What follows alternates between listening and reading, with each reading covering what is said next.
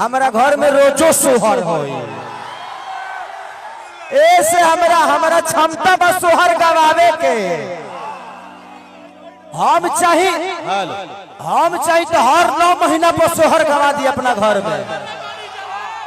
अगर केहू के लगे ताकत होके तो गवा के दिखाओ सोहर। हम ऐसे ना बोली ले उतना ताकत बाज सोहर गवा दे, लेकिन केहू के लगे ताकत नहीं है कि सोहर गवा सके। आज हम दावा ठोक के कहतनी कि मरियो जो है तो घर में सोहर ना हो। सोहर पावर से होला और ताकत से होला, ओकरा खातिर मर्दांगनी चाहिए सोहर गवावे खातिर। एगो घरे सोहर थोड़ी होला।